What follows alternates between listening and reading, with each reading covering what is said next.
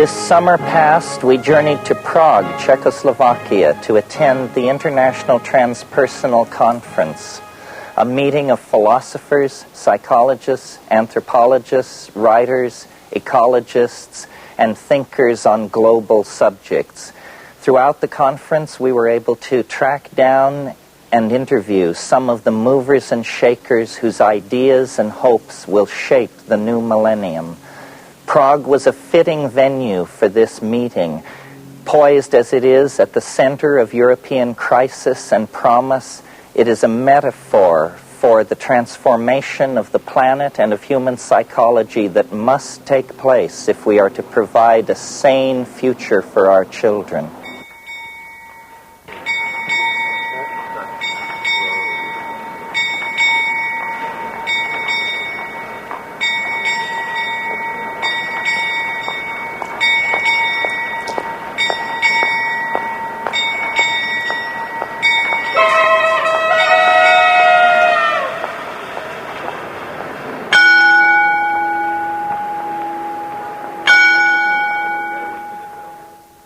I'm standing in the center of one of Central Europe's most beautiful and mysterious cities. This is Prague, Czechoslovakia, and I'm Terence Mckenna. We're here to meet with some of the world's most outstanding thinkers to discuss science, spirituality, and the mounting global crisis. And it's fitting that we should meet in this, the capital of ancient Bohemia, for Prague and Bohemia have always stood for intellectual innovation, chance-taking, and the life of ideas. In the Jugendstil splendor of one of Prague's most famous concert halls, we encountered Richard Alpert and persuaded him to have lunch with us. Alpert, who now calls himself Ram Dass, is one of the most enduring figures from the American cultural upheaval of the 1960s. Alpert, whose career reaches from Harvard University to the plains of the Punjab, has transformed himself into a spokesman for humanity's ignored and downtrodden. And Ralph Abraham was sitting across the table watching me have this conversation. And when after Steiger left, Ralph leaned over to me and he said, "So you see, Terence, the mushroom is telling you that it can reach out and touch you anywhere." And I thought that was amazing. Well, anytime you would like to or feel that you'd have the time to guide me through anything at all, I'd be happy to be your... Excuse me, sir. You are not the famous Terence Mushroom McKenna. That is you, my friend.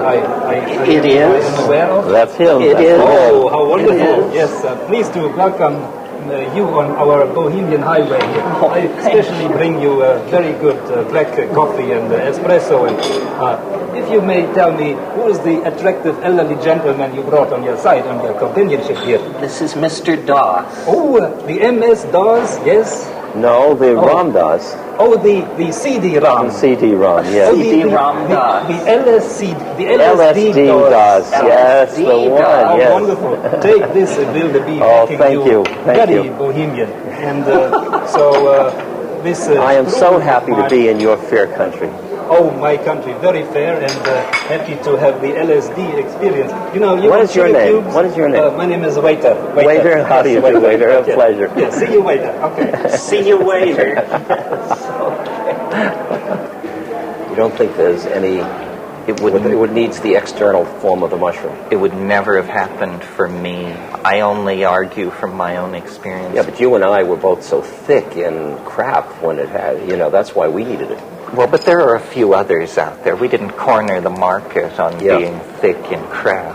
Yeah, but I'm talking about somebody like a Ramana Maharshi or somebody like that. Oh, well, these people... I mean, there are people... Sure, but the idea is not to come up with something that the best among us can make hay with, but a democratic, something which addresses the species. The thing that seemed to me so important about the psychedelic experience was that it happened to me. I wasn't reading John Chrysostom or Meister Eckhart. Exactly. Of course, those guys... Right on. It happened to me. It happened to me, yes. And so I assume that I am a very ordinary person. Therefore, if it happened to me, it could happen to anyone, and that's really questionable. something. There's a set of assumptions there. One, that you're a very ordinary person, and whether the same chemical given to a dozen people would bring about 11 other people like Similar this, and I think it would be the outcome would be very different. And that's, I keep getting cast into an evolution of consciousness model about individuals, because there's such marked individual differences as to 3 people come before my guru, one completely goes, and the other 2 get a chapati. And people take psilocybin, and some go like that, and they go like that, and some go like that. Well, don't you think a good metaphor for it would be sexuality? Apparently there are some people who can kind of take it or leave it, and others of us, it rears its ugly head with great presence. Yet everybody has to come to terms with it. I notice as I get older, I move from one of these categories to the other. It leaves so much space in my life. I don't know what to do with my free time. I hope it never happens to me. Just clinging. Just clinging. No, just aspiring to cling. Actually, I live the life of an ascetic. It's my aspirations that are pulling me down. Well, see, the nice thing about this evolutionary argument is that you can sort of make the snake take its tail in its mouth. Exactly. Because it does. The escape is not into some science fiction future. No. It's into an archaic recursion of some sort. We once knew everything we need to know. Yeah. So what we are trying to find out is lost knowledge, not new knowledge. And if you direct people back toward 10,000, 20,000 years ago, they see a kind of completion that an open-ended future is... It seems to me it's a confusing thing to use time in that way, because it makes the artifacts of that period seem to be valued as opposed to the artifacts of this period. And it seems to me that, I mean, whether you call it not science fiction, but science fiction can also be very compassionate. It can be very historically relevant. It doesn't have to be... it's just using a different set of artifacts to work with. So, well, for instance, I see most of what's happened in the 20th century as being unconsciously driven by this fascination with the archaic. Fascination with the archaic? Yes, I mean... Wow, that was, of all the things I predicted you'd say, it wasn't that. Tell me what... Well, for instance, Impressionism deconstructs the hard image of realism and gives you a feeling-toned thing, which was very antithetical to Victorian Edwardian thought. Then Freud and Jung describe different aspects of the unconscious, but to do it, Freud has to talk about repressed, primitive sexual imaginings. Jung talks about folklore, fairy tales, and mythology. Meanwhile, the Dadaists and the Surrealists are saying we have to break up the linear expectations of the bourgeois mind. And then you get at Jackson Pollock and those people who say the image itself has to be thrown out.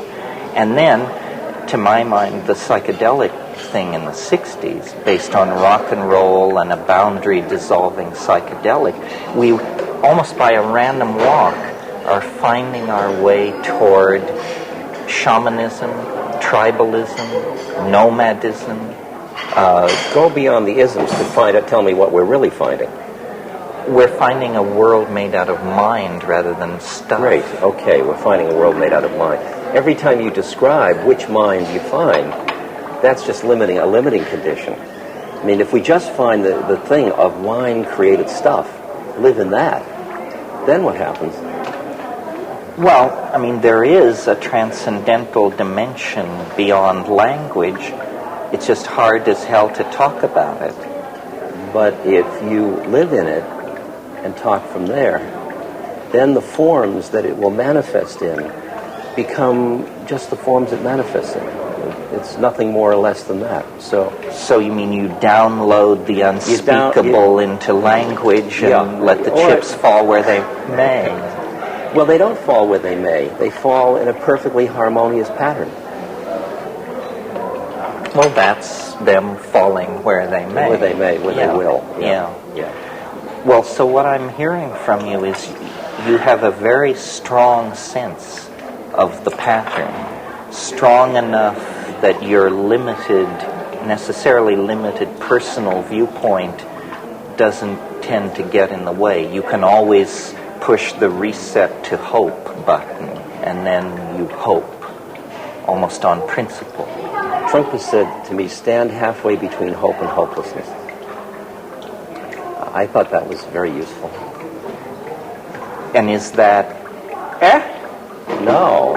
What is it? It's It's the ecstasy of total horror and total beauty at the same moment. That's what I feel again and again, Terence. When I'm with somebody dying of AIDS, my God, my heart's breaking. It's horrible. I mean, it's a ghastly the social ostracization, this, that, opportunistic illness and everything.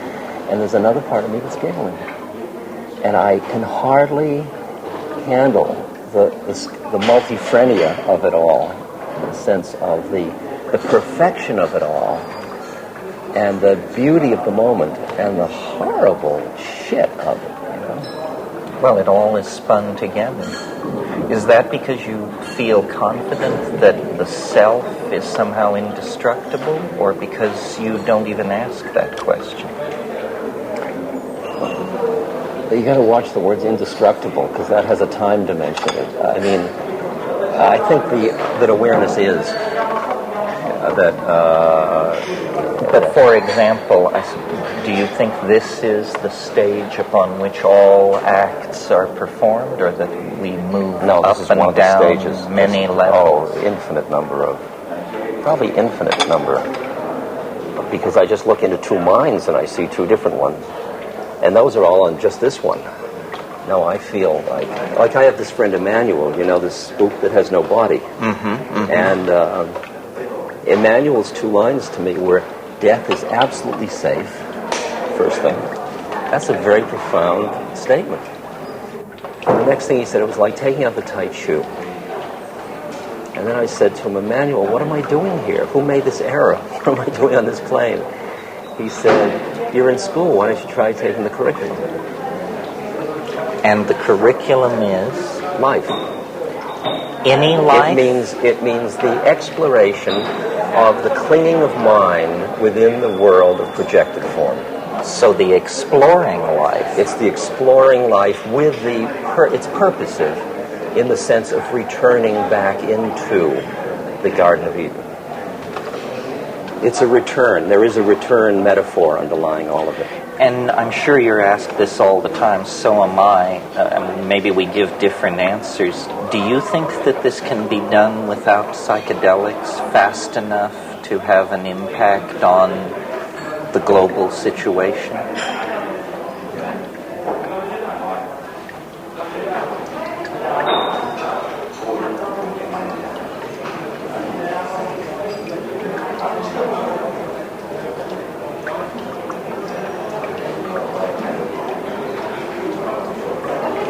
I could conceive that it could be, You asked, do I think? I don't really have an opinion whether it will or won't, but I could see it go either way. Well, I mean, like John Seed said to me, it's too late as far as the rainforests are concerned. He says the inertia is too great in the whole system. It's too late. So I said, okay, John. I mean, it was the first time somebody said it to me just like that. He said, it would take a miracle. And I said, oh. That threw me back on whatever that was. And then he said, but after all, he said, we came up out of the ocean and came onto land.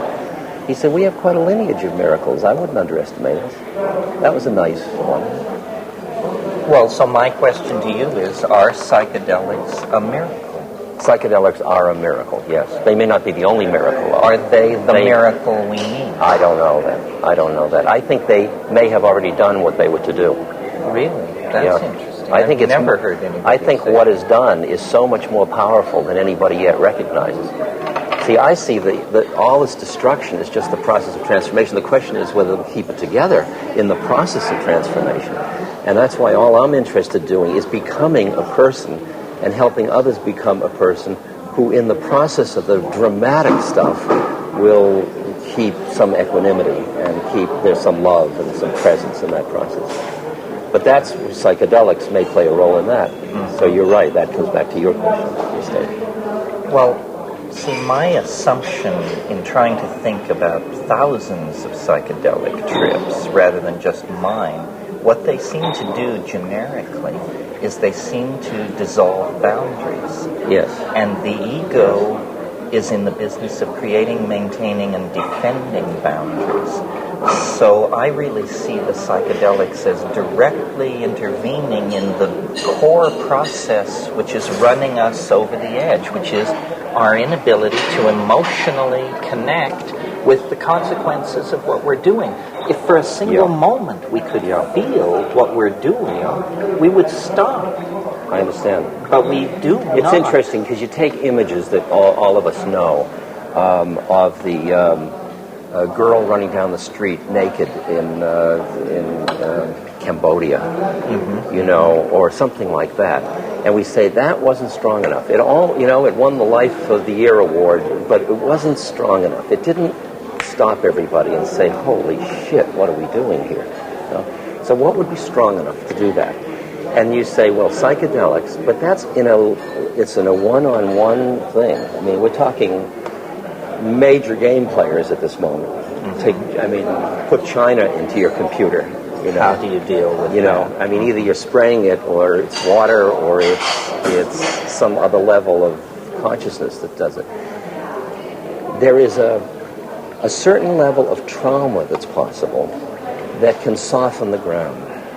Right? Not 3 Mile Island and not Chernobyl, but I mean, I don't want to create this with my mind, but I can imagine a certain trauma, like in Marin when they ran out of water.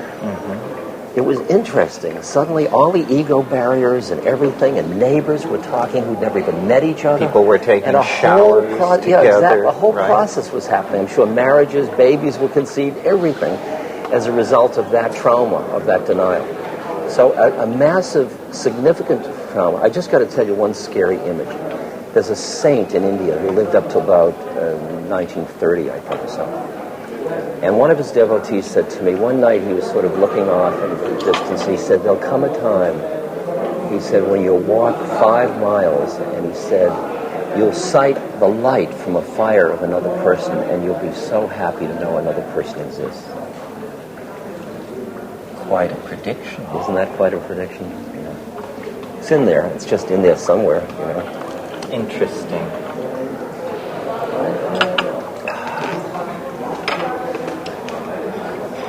Yes, well, I agree. I think that what's going to happen is that... Gentlemen, everything is fine with the evolution of coffee and consciousness. Both very good with you too. You have come just at the right time. Yes, this is just what I want. How did you know? You tuned into a higher level. A higher level. High, very high, yes.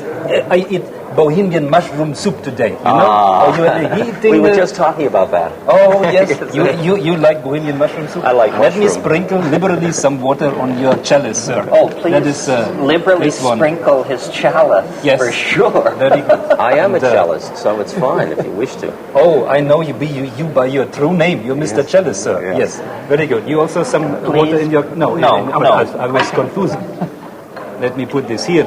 And have fun with the shaman strudel. Bohemian, very good. Thank you very much. You call when things are getting dangerous. I'll call you. I'll be right back. Not to worry. Good.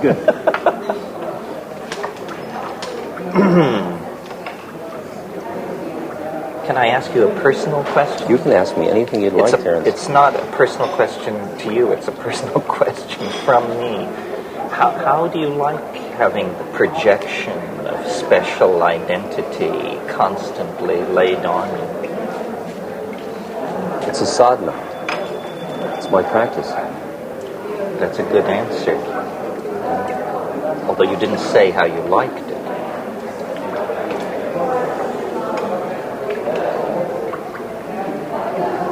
I like it to the capacity I have to transpose it. If I can't, I mean, sometimes these are going very fast, and to just keep it transposed, then I love it. I love it. It's like a fire. If the minute I start to lose it, it's a fucking drag. It really is. Because, I mean, you know, I was in a situation in Miami where all these women with blue eyes and coiffured hair were grabbing at the buttons of my jacket. And I thought, oh, I don't want this. Whatever this life is, I don't want to be part of this. I mean, this is, they eat your flesh, finally. Sure. But I realize at any time I can walk away from it.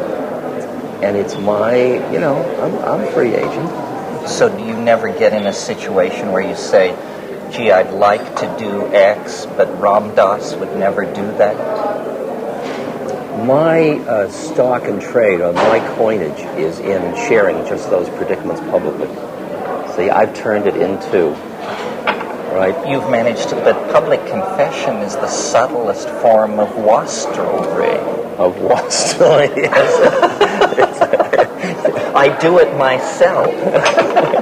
Say, I'm not a good guy, don't follow me, I'm a bad guy. Then I leave the stage and say, now I can really be a bad guy. Come up and see my holy pictures. That's one of my lines in my lecture.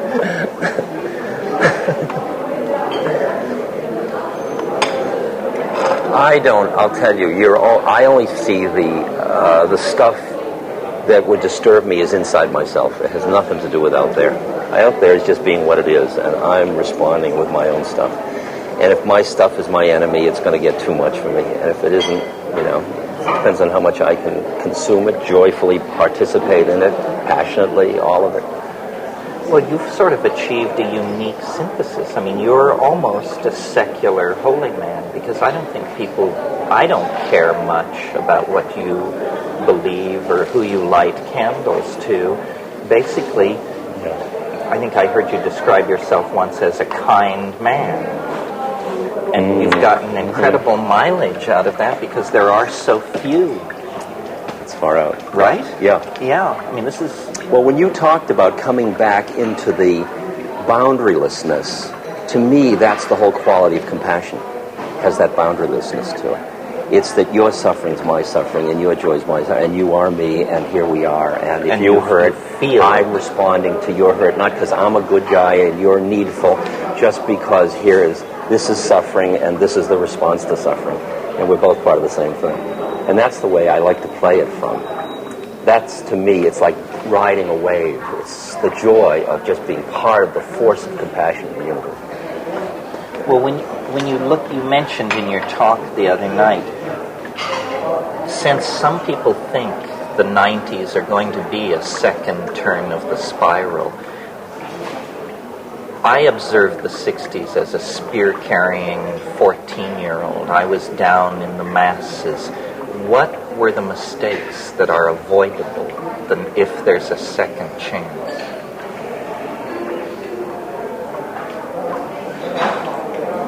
They're inevitably going to be avoided. The first mistake was idealism. The first mistake, and the mistake was thinking that because you had seen it, you could just go like that and everybody else would see it. And you could just say, it's all love, and then everybody would love. I mean, it was a naivete. It was naivete. It was not working on ourselves deeply enough to be without the clinging of mind that made us try to use it. It was our lurking righteousness that got in our way. Can you make a revolution, though, without an inner righteousness? That's the far-out question of where would the action come from? And there's this line in Buddhism that says, out of emptiness arises compassion. And what I experience is that there is a way in which I can sit down in front of a truck or feed a person or go make love or go surf, and there is an appropriateness in every one of those acts. And for me to hear that, I've really got to shut up. And my work is to keep shutting up, to hear which one it is. And if it is a revolution, so be it. Mm-hmm. So be it. You know the story of the monk and the army general, and the army general's disemboweling all the monks? And his reputation has spread far and wide as a cruel, cruel man. And he comes into this village and he says to his adjutant, tell me what's happening. And the adjutant said, all the people are frightened, they're bowing down to you. All the monks in the monastery have fled to the hills but one monk. And the general is outraged about this one monk. And he gets up and he goes to the monastery and he pushes open the doors of the monastery and he walks into the courtyard, and there's the monk standing in the middle of the courtyard. And he walks up to him and he says, don't you know who I am? I could take my sword and run it through your belly without blinking an eye. And don't you know who I am?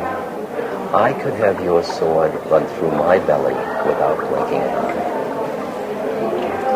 That's great. That's the place from which revolutions can heal, rather than just starting the cycle all over again. Then this is the place we never found in the 60s. I mean, I've always said it was all well we reduced and good. it to revolution, and although we had the taste of evolution, we reduced it to revolution. Well, and the day they came with machine guns, we didn't stand like that monk. Everybody said, well, my God, you could get killed playing this game. And I flew to Laos and India for 3 years. But already we had produced the they by being so busy being we. True. Because so that they even noticed we. The fact that they noticed us was because we were busy making statements instead of just being it.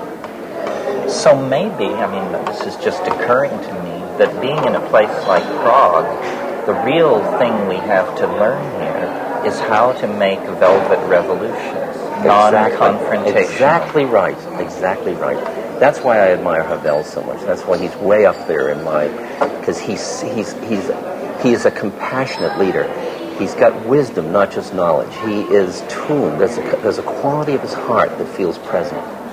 And he said in this op-ed article, I just read his letter last month. I've read it too. And you know, at one point he said, we have to allow the naturalness to come back, the personal stuff, the heart stuff. I mean, he was right there with all of the... Do you see, I mean, I don't want to put you on the spot, but I don't, let me preface it by saying, do you see anybody who could play that role for the millions of kids in England and the United States who are now asking, where do we go from here?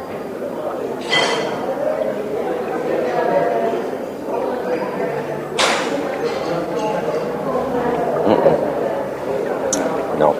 Is that good or bad? I guess the situation hasn't demanded the emergence of that being it. Of those kinds of... Because it can't be anybody that comes forward and says, I'm it. Oh, no. It has to be someone who the people But the say, situation you're can it. demand the formation. I mean, you watch, does the man make the time, or does the time make the man? You know, and you can feel how what took a certain person 20 years, like to ride a bicycle, somebody later on can ride a bicycle like that because the whole culture rides bicycles. There's some, like... process where the situation emerges where the person has to come forward and they're just forced out. I mean, I go and I look at all the senators that are running for this or that, and I go to breakfast with them and I listen and I tune. And Jerry Brown I hung out with, and I said, you know, he's got interesting ideas, but his heart, my God, he's got work to do. This poor guy, he's suffering so much. And I love him, and I want those ideas out, but I want him to work on himself, you know, and... So but do you really care in terms of political terms whether Jerry Brown makes himself palatable to an electorate? I care because I work with the Mayan widows in Guatemala, and I feel like I'm representing them, and our government, our administration's policies are killing them and their children and their husbands. And some way I've got to play my part as a member of a society that is imposing so much suffering on so many people. I can't just walk away and say, oh, I'm helping the nice Mayans. I've also got to realize I'm an American citizen that's hurting the Mayans, and I've got to play both games to change one way and to do the other thing. So there's a kind of, not to go egghead here, but a kind of coincidentia positorum, because on one level what you're saying is, it's all right, don't worry. And on another level, you clearly are involved in a search for defining your role, where you would do some good. Optimum judo move. optimum judo move. So it isn't enough to just say the system will take care of itself. But I am part of the system that is taking care of itself. So it's a sense of acting without acting through self. It's being not identified with the actor and not being identified with the fruits of the action. That's, I mean, to me, one of my basic texts is the Bhagavad Gita, and those are the two injunctions. Mm-hmm. And I really hear those. And they're very weird. How you do an act when you're not identified with being the actor and you're not attached to the fruits.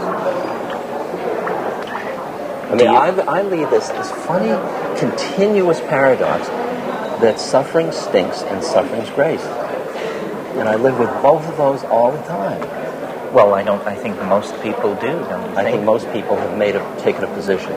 Oh, that suffering is bad, they hate it, they want to keep it away from it. Or that it's grace, and it's, lovely.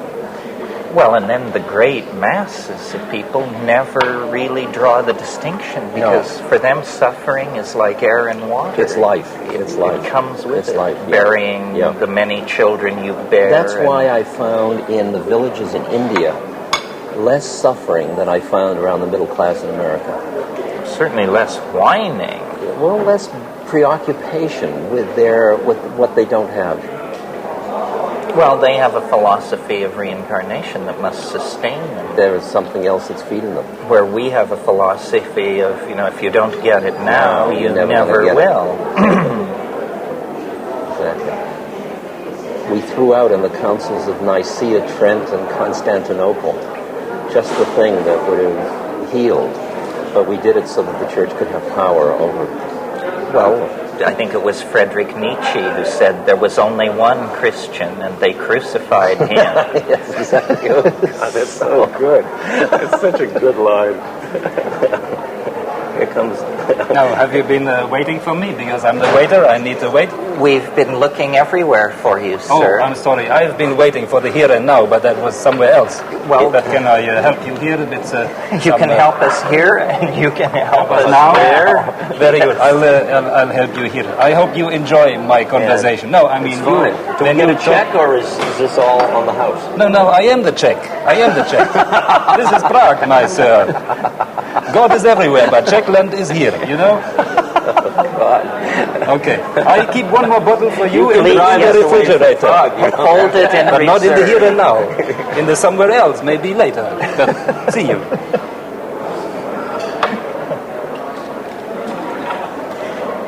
Well, I was asking you, what did we do wrong in the 60s? Yeah, okay. One thing that has occurred to me, and I certainly felt it with my friends, was we assumed it would go on forever.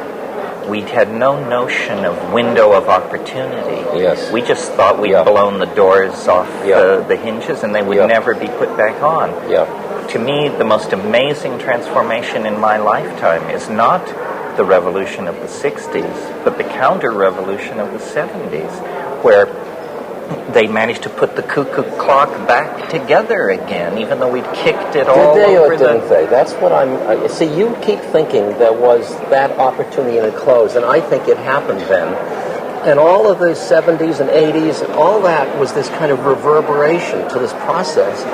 And that I'm here, and you're here, and we're both still here, and it's the 90s, and I got a lot of people that, I talk now in Middle America, and I look at my audiences, and they've never taken dope, they've never read Eastern holy books or anything, and I just say the same stuff I was saying in the 60s that I was saying to people with flowers and big pupils, and these people in the middle, they're corseted, nice people, and they're going, and I think, far out, look, it happened. And I was looking the other way. Well, that's true. And that's where you're looking for the resonance of a person to come forth that speaks from that consciousness with the assurance of the truth of it. Right. That's what I think, why all this business of a Christ figure, I mean, I see how seductive it is, but how we've gotten very cynical because we've projected into such a person a purpose. Instead of just that light forming out of the needs of the moment to create that light to which... Because I find if I speak from the true enough for a moment, when I can do it, from a true enough place in my heart, it reduces the paranoia, the subtle veils of paranoia in another person. I don't do it to them, it just falls away. Because they're testing, and they don't get from me anything that says like that. And I just watch them like a flower, like that. And I think, boy, I give a lot to just be that instrument. You know, that's worth working for. Well, that's a great role. But it's a role for every one of us. That's the role. That's what I said to the ITA. I said, just don't talk about it. Exemplify let's do it. Let's be it. Do for it. God's sakes. Well, Blake said a wonderful thing. He said, if I can get it right, if the truth can be told so as to be understood, it will be believed. Right. Exactly. So all you have to do is say it. Exactly. When can you say it simply enough? Is it only said in silence simply enough? Or are there words? Or is there music? Or is there what? Or is there... There's words, there's music, there's silence, there's gesture, because it's always going to exceed one's grasp. See, my mantra is the Gandhi line, my life is my message. Yes, you said that the other night. That's very good. Of every level of being.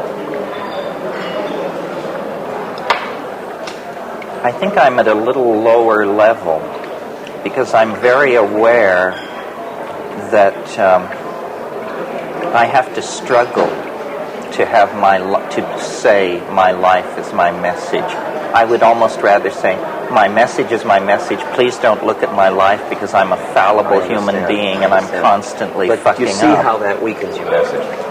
You see how that quality means that the message doesn't come from the root, the central. There's a way in which it waffles. True. And that's the thing. I really can't. Once I saw the possibility of that, I said, why waffle? What is worth holding on to that's worth waffling about? Well, I once said to Leo Zeff, I'm sure you knew Leo, I said to him in a meeting, I said, Leo, you're finished, you're completed, you're baked. Me, I'm half-baked.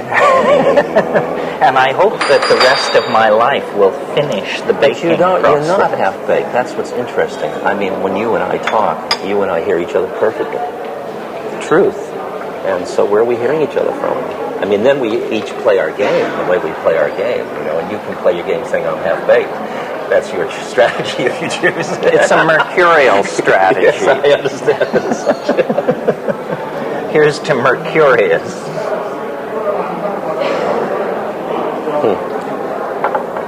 You have somehow been able to survive the gauntlet of American media in a way that your colleagues and comrade in arms didn't seem to. They either had to step away from their leader role or they transmuted it into some lesser thing.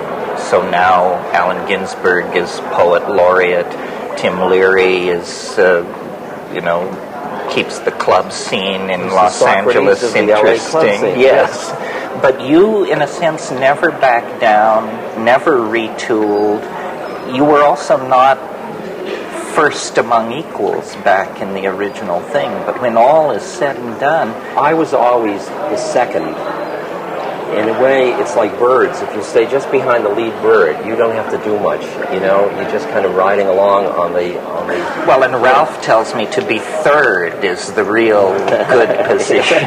It's like being the young prince. You won't ever be king. It was only until about 5 years ago. In the past 5 years, they've stopped introducing me as Tim Leary's partner. Right. And which, I think that was great. I see him as one of my, first teachers, great teachers. And, but I don't have the fun for me. It says, I have no model of myself. I don't know who I am. I don't know whether I'm an anachronism from the 60s or I'm just about to happen. A prophet to be. Yes, I have no idea. And I don't care. That's what I saw. Because either of them, all the things you get in either way are a drag and they're beautiful, equally.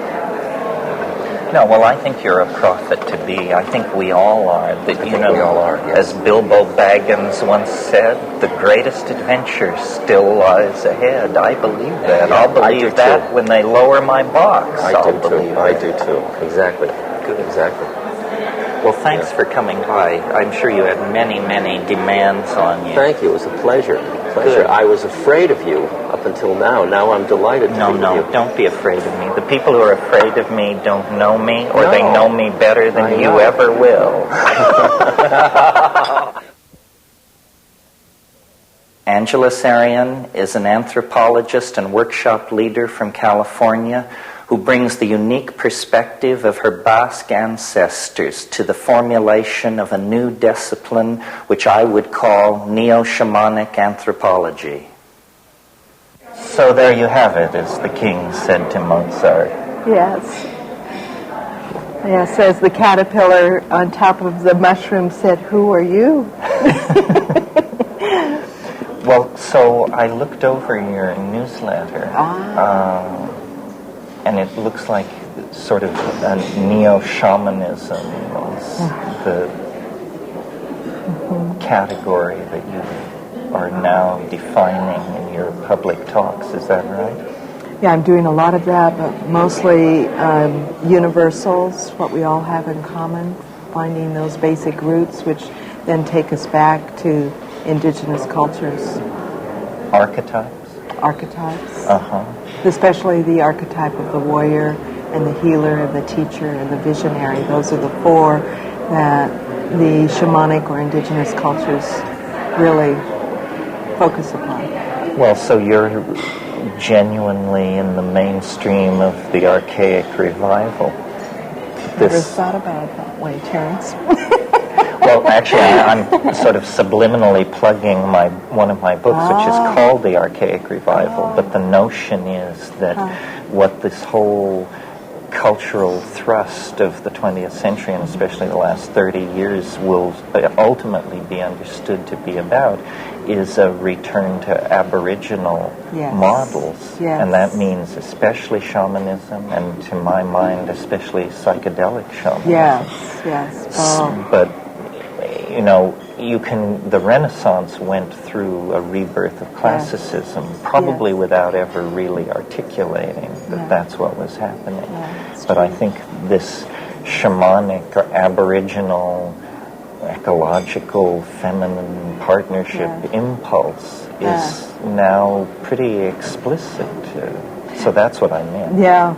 Well, I think that I love the title, like Archaic Revival, because at the same time what's coming up is everyone talking about a new world order. Right. And yet in order to understand what constitutes a new world order, we need to take a look at what the current world order is. And so we really have essentially four worlds. We have the industrialized first world, and we have the socialist bloc, which will be the second world, and we have the third world countries, which are really the developing countries like Brazil. But the fourth world is really the Aboriginal indigenous cultures that are within cultures but don't have the same kind of rights. And the first three worlds say that the land belongs to the people.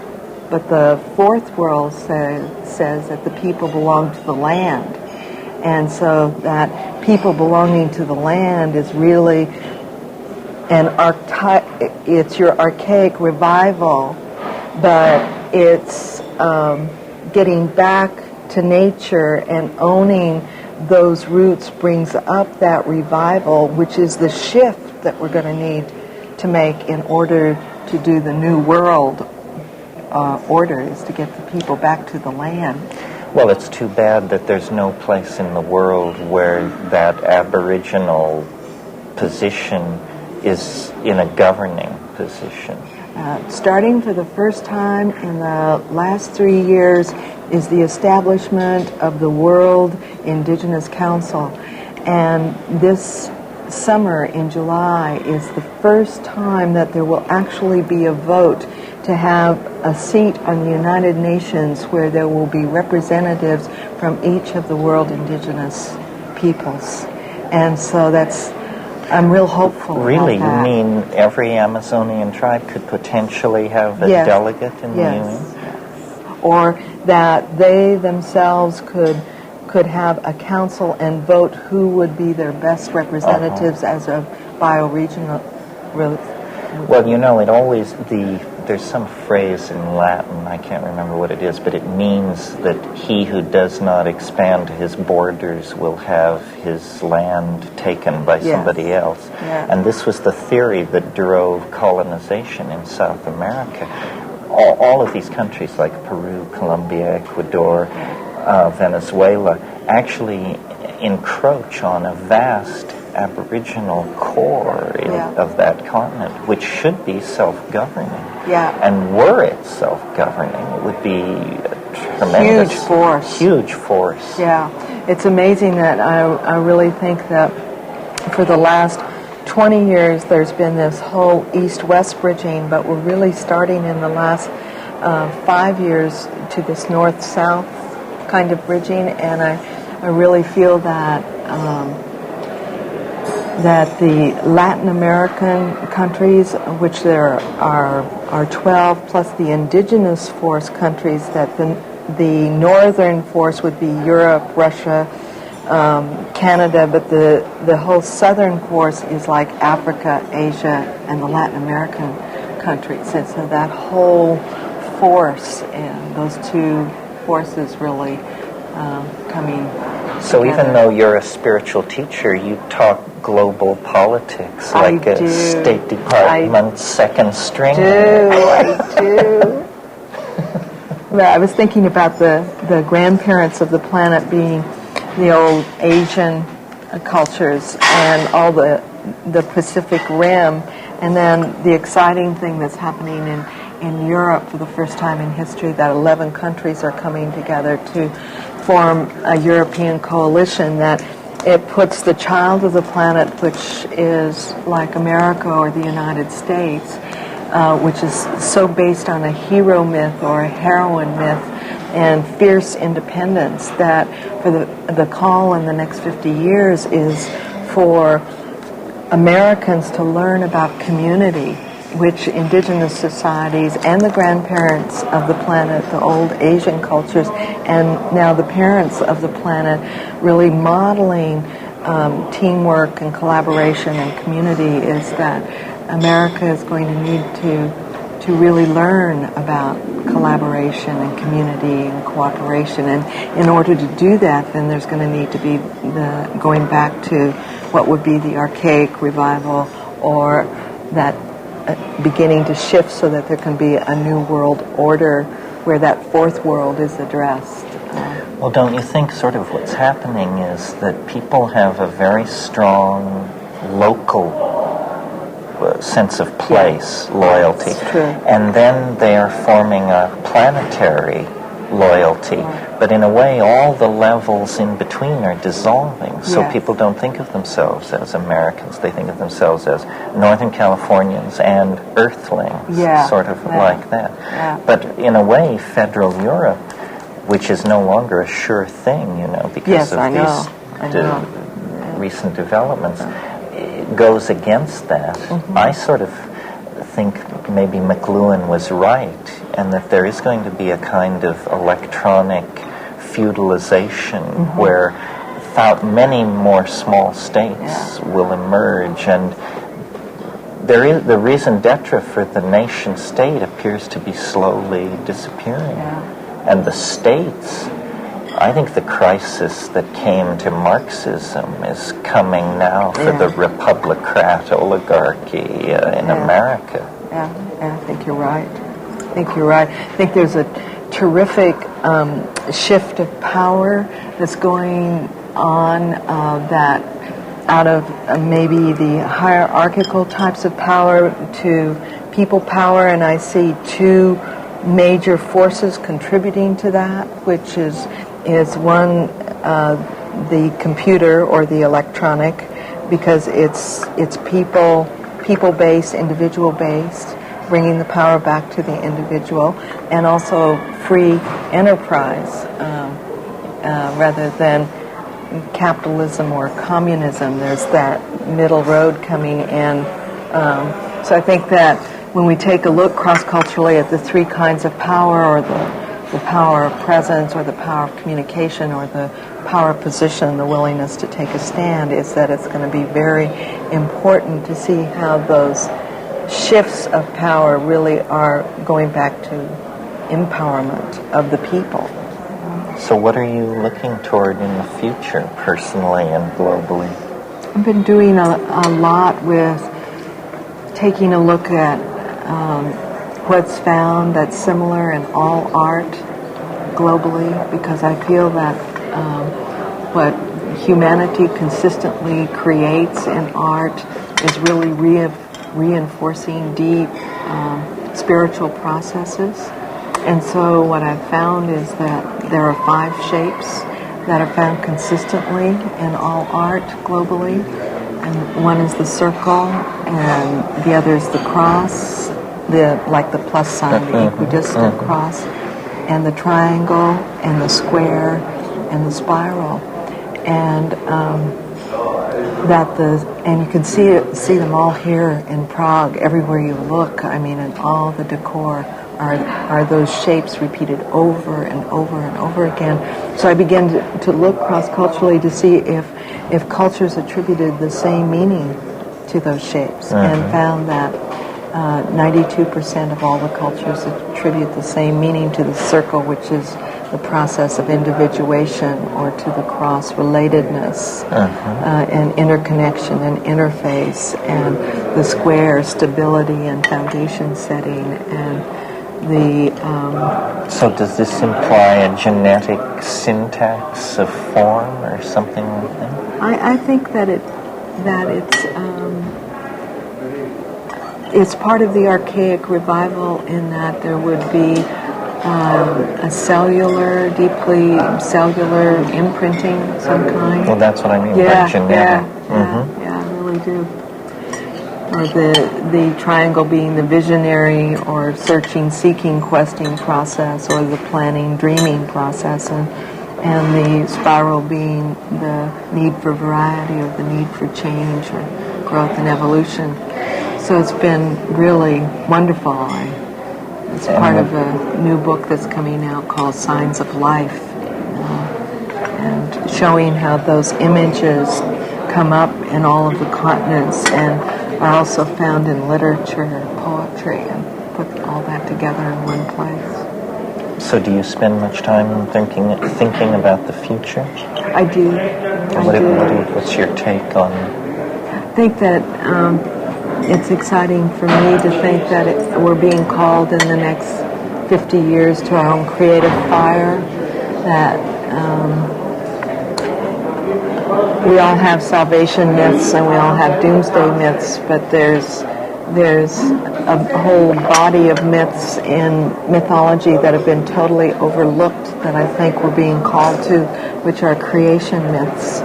And what are the creation myths but stories about how to build new worlds internally and externally? And I think that for 2,000 years we've done the polarity dance, and we're moving into a both-and world rather than an either-or world. And I'm excited about the future, that if we can really move into the wisdom of the plant kingdom, and if we can move into the deep wisdom of nature as a mirror of our own nature, that and remember our creative fire, I think it will be a wonderful time in history. I'm so glad I was born at the time I was born, to be a part of this evolutionary renaissance. How do you see it happening? I mean, do you see a breakthrough with technology, or an abandonment of technology? Do you see pharmacological engineering? Do you see new religions? Do you see... In other words, it's easy to hope, but very hard to get the details in focus. Yeah. I think that what I see is that there'll be both the bridging of the natural and the technological. So a more cellular technology, a more organic infrastructure. For sure. And I think that computers are here to teach us about those organic structures. I think that we're learning different kinds of systems to really see what are the inherent systems within nature and within our own nature. So to the degree that we can mirror nature, we can re-spiritualize, re-humanize technology and interpersonal relations. Which would be wonderful. I come right down the line on that. Yeah. I mean, that sounds, and to me, psychedelics are just simply the best catalyst, but anything which works should be pushed to the limit. Yeah, absolutely. And I don't know, I was just thinking that somehow we've got to think about possibilities. I was thinking about in the Rosicrucian era, which is very close here to Prague, is that they would often say you can count the seeds in an apple, but you can't count the apples in a seed. And I think we're moving in that era where we really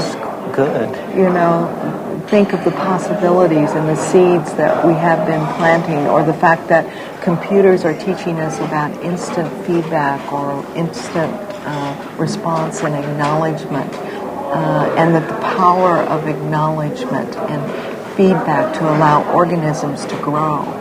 And that's why children are, in many ways, know that instinctively, that they're mesmerized by, that they can get a yes or no or go back or fatal error or whatever it might be. Well, it's a kind of explicit hardwiring of our own unconscious. Yeah. No more do we create cultural artifacts that are simply our furniture, but now our thoughts, our values are embodied in this stuff. Yeah, it's very exciting. It's very exciting. Yeah, it's it really very is. Exciting. Yeah. I envision a future world where people are nomadic, aboriginal, physically perfect, living basically naked. But if you were inside one of these people's minds, you would see that when they close their eyes, there are menus hanging in space. That the culture has been shrunk down to something rather like a contact lens, which is in the forefront of their eyelid, and they look into culture by closing their eyes. And when they open their eyes, nature in her radiance is all around. Yeah, absolutely. Well, it's great talking to you.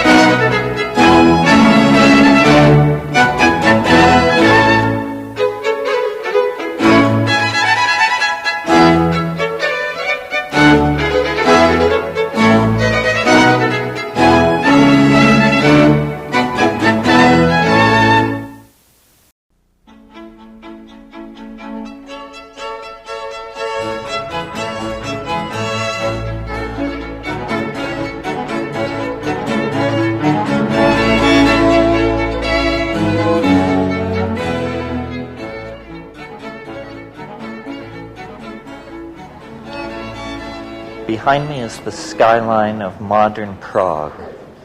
In the 16th century, this city became an alchemical center and figured in one of the most interesting episodes in the evolution of European thought. Rudolf II ruled from here in a court of great extravagance, And upon the death of the old emperor, the princes of the Northern League met to choose from among themselves a successor. Their choice was Frederick the Elector Palatine, who held court at Heidelberg. Frederick was all that a young prince of the Northern League could hope to be, surrounded by brilliant courtiers, married to a daughter of the King of England. He represented the alchemical hopes of Catholic Europe. And in the fall of 1619, having been recently chosen emperor, he moved his court from Heidelberg to Prague, bringing with him some of the most brilliant occult minds of the era, Johannes Andrei, Count Michael Meyer, the alchemical printer Theodor de Bry.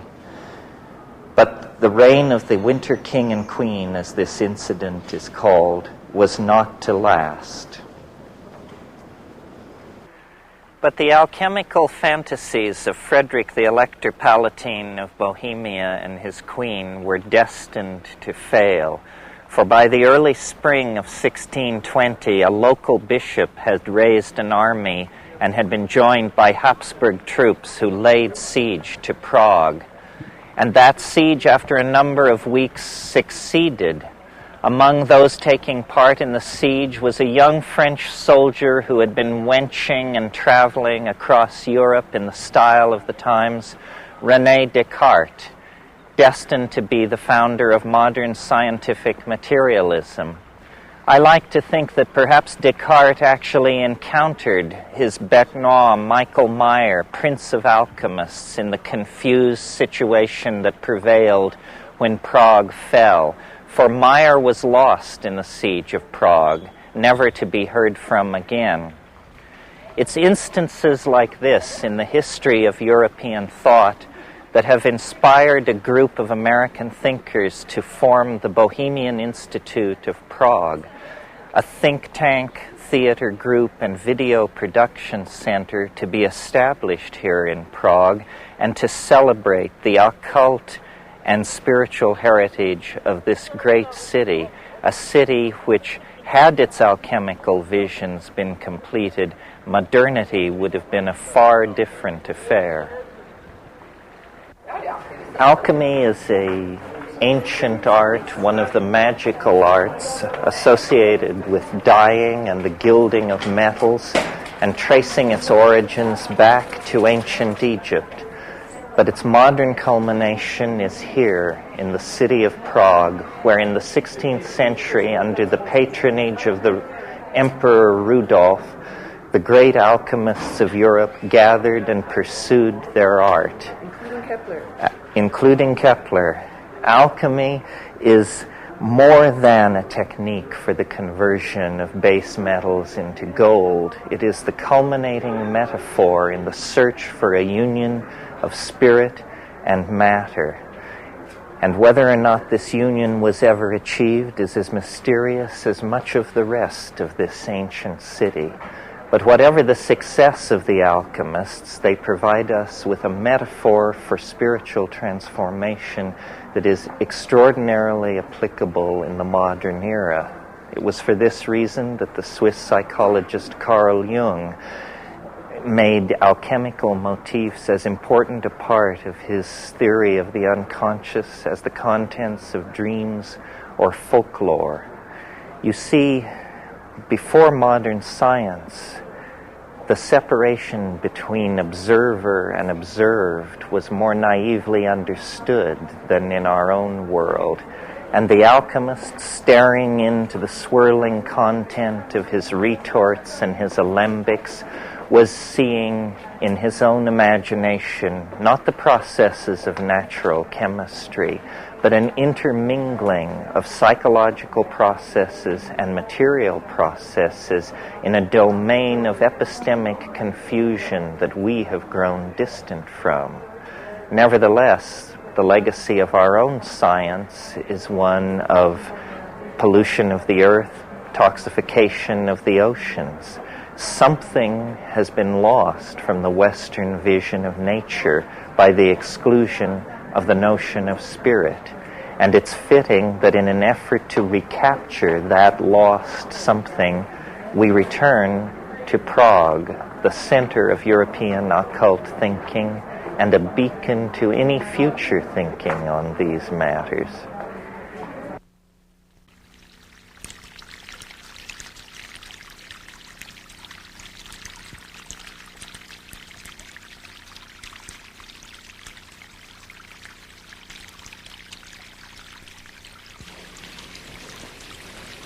Well, Ken, you've certainly spent a number of years on these questions. I'm talking with Dr. Kenneth Ring. We're in the Prague Botanical Gardens. Dr. Ring is the author of the Omega Project and is the world's leading expert on the near-death experience. Ken, I know recently you've been interested in UFOs. How did you get from UFOs or from near-death experiences to UFOs? That seems quite a leap. Well, on one perhaps mistaken day, I picked up a copy of Whitley Strieber's book, Communion, came out some years ago, and though I had no interest in fact, an aversion to UFO studies, I found that some of the effects that he was talking about of those experiences seemed very reminiscent of those that followed NDEs, and so I wanted to explore the connection. Why do you think that these abduction phenomena never happen to what I would call smart people? In other words, it's always some poor soul who lives in a trailer park who has this No, I don't happen. think so. I think that there are people who have these experiences that come from a pretty wide swath of the social register, up and down. What I found in my studies is that actually the people who are prone to these experiences are folks with a troubled background. They often report traumatic childhoods. They report sexual abuse, stressful childhoods. They're people who, even as children, seem to be susceptible not to fantasy, but to alternate realities. Not everybody is equally likely to have this kind of experience. I don't think these folks are pathological or come from some particular social stratum, but they have particular kinds of psychological characteristics that predispose them to have these kinds of experiences. How do you relate this phenomenon to your own field of expertise, which is the near-death experience? What I found is if you look at the phenomena themselves, they seem extremely different in terms of their feature surfaces. What you look at the near-death experience, it's a very blissful experience, it's very beautiful, people have very many positive things to say about it. You look at the abduction experience, people are traumatized by it, deeply frightened, disturbed by it. They seem at antipodes, but if you look at the structure of these experiences, the structure is the same. They have the structure of shamanic journeys, of initiations. You're taken from the ordinary world, you're taken to another world, you learn things, you are transformed in that world, and you bring back those transformations with you. What I found was that the same kind of background that's typical for people that report UFO encounters, not limited to, but including abductions, is exactly the same kind of profile that you find for people that have had NDEs, near-death experiences. Same kind of person is prone to them. So I talk about an encounter-prone personality who's susceptible or vulnerable to these kinds of experiences more than the average person. But the key thing that relates these two phenomena, and perhaps others like them, are the transformations that tend to take place in the lives of people afterward. People with both kinds of experiences say afterward they're more appreciative of life, more appreciative of nature, they have a deeper feeling of self-worth, they are more compassionate individuals, or less materialistic. They're more spiritual and not necessarily more religious. In fact, they may be less religious, but they're more spiritual. They're more psychic. They're more intuitive. What seems to be the outcome of these experiences is however different the experiences themselves may be in their content, the effect is the same. You go through an ordeal of either nearly dying or the shock of a UFO encounter, and you're changed by that experience. Like Nietzsche said, that which doesn't kill me makes me stronger. These people are stronger spiritually. They seem to function at higher levels of intuitive understanding, of psychic awareness. It's an expanding experience for both. Well, it's interesting that the personality profile is the same, but in one case the reaction is positive, the other negative. Do people have near-death experiences without coming near to death? Sure, there are lots of ways, and I think the near-death experience is misleading because it implies there's something unique that happens at the point of physical death or when people enter clinical death, and that's not true. There are many different pathways that lead to essentially the same experiences without having to throw yourself under the tires of the nearest oncoming truck. Many different ways to get into this kind of experience. So relate it a little bit to the psychedelic experience. I'd be happy to. I think that I've talked with a lot of people, I'm sure you've talked to many more, who have had high-dose LSD sessions or other kinds of psychedelic sessions who have told me, in effect, well, I never came close to death, but I know exactly what you mean when you talk about a near-death experience because I've had the same thing. The out-of-body experience, the feeling of moving into a beautiful, radiant, illuminated space, the sense of being flooded with total universal knowledge, of being transformed in the instant and bringing that transformation back. To me, it's like the light or spiritual reality or whatever this thing may be called is available all the time. There are just different access routes to it. The psychedelic is clearly one aspect, one route that leads to that destination. The near-death experience is another. People following a spiritual path and deeply committed to it could have the same kind of revelation, the same kinds of insights. So I think that, it's a question of equifinality, many different pathways leading to the same destination and the same transformative effects. That's what I think is important about those experiences. Well, now we've had psychedelic experiences and near-death experiences presumably for millennia.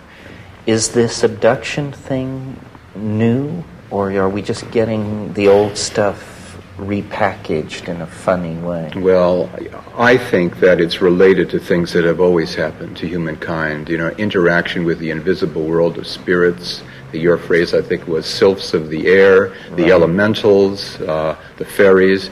Folklore, I think, is certainly related to this particular phenomenon. However, even among folklorists like Eddie Bullard, for example, who's the one who's looked into this most closely from the standpoint of the UFO abduction phenomenon, there seem to be aspects of this experience that make it unique unto itself, that make it similar to the folkloric experiences of former times, and yet it's in a kind of technological gloss. I think maybe because the alien is kind of the mythic archetype of our time, it's not fashionable to see angels and spirits and demons anymore, but the myth of the extraterrestrial is everywhere you look.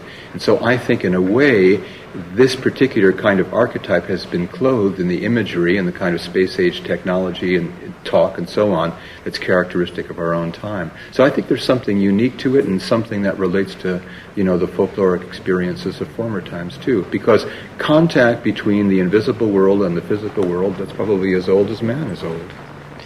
But you're essentially, it sounds as though you're fundamentally a psychologist in that you don't take this at face value. No.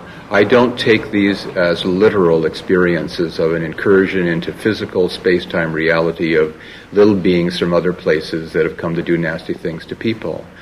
That, oddly enough, it seems odd to me, seems to be the dominant view of American ufologists. I'm not a ufologist, as you say, I'm a psychologist.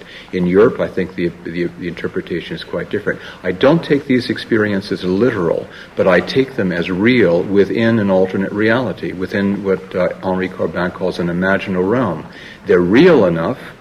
People, for example, people who have near-death experiences will say things like, this experience was more real to me than you and I sitting here talking about it is real. It's more real than life itself. There is a reality to these experiences, but I think it's a profound mistake to think it's the same thing as space-time ordinary sensory world reality. So what you're saying is that these are symbolic constructs. Yes. There's a symbolic aspect to them. And I think the important thing, I think there are two attitudes toward the UFO question. It's a mystery, but there are two types of mysteries. There are mysteries like in detective stories that beg for some kind of solution, and you only feel satisfaction when the solution at the end is revealed and all the reasons given. Then there are mysteries that are meant to be explored, to be savors. Yes, true mysteries. And these mysteries beg for exploration, not for explanation, if I can put it that way. And the UFO, seems to me, the UFO phenomenon is the second category of mystery. That's why I personally and perhaps temperamentally I'm opposed to the idea of trying to package it as though it were something as simple as other beings, however amazing that would be in itself, other beings coming from other places in the galaxy to invade or to have some contact with human affairs. I think the mystery is likely to be much more profound than that. And another thing, if I may say, that I think hooks together the near-death experience with the UFO experience, whatever its basis may be, is when people come out of these experiences and have worked it through, they come to have a worldview that is very similar to one another and is very similar to what's being talked about all the time at this conference, and that's an ecological worldview. The heightening of ecological sensitivity, the increase of concern with the welfare of the planet is one thing that unites these two people, even though they have these very disparate experiences.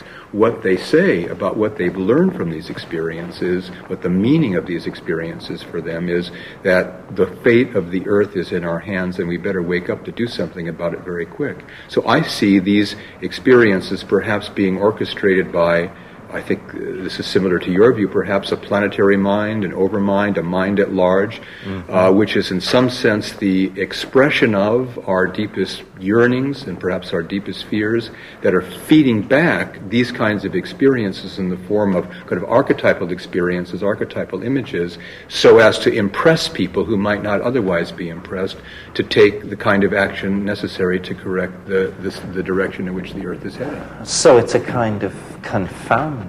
Its purpose is to be inexplicable. Exactly. That's exactly how I conclude my book. I say the point of these experiences is to be baffled by them, almost as though they're a kind of a koan that we're not meant to solve, but we're meant to kind of chew over until our rational mind cracks and we begin to think in entirely new ways and hopefully act in entirely new ways. So it's a way of keeping us from closure. Exactly. It's kind of a sort of a deconstruction phenomenon, you could even say. It's saying to us the world is not so simple as you might choose to suppose. Exactly so.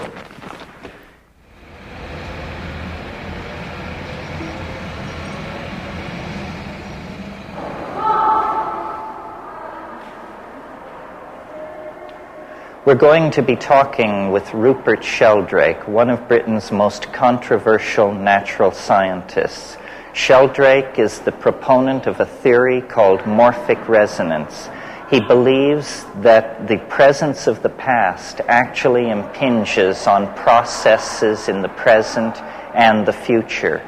In other words, our world is as it is because of how it once was.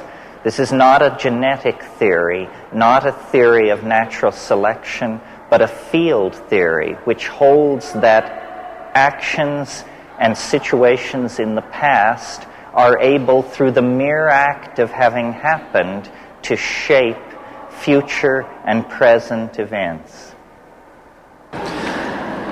Rupert, this immense Baroque building is the Museum of Natural History in Prague, and I wanted to bring you here because I thought it would be an appropriate place to discuss your ideas, because after all, a museum is a kind of archive of morphology. Exactly. With these stuffed animals and skeletons are like photographs, snapshots of forms frozen. But of course each animal behaves and moves, each animal develops as an embryo to its adult form, and each one evolves. So it's triply dynamic. We have to reconstruct that in our minds. But the whole thing really is a reflection, I think, of the memory behind each species. Each species is the repository of an entire process of memory. Well, now this is the part of your thinking which goes well beyond orthodox theoretical biology. Say a bit more about that. Well, the orthodox view is that all these amazing forms and all the behavior and instincts that the animals expressed were all coded in the chemical genes. So a materialist theory. That's a materialist theory.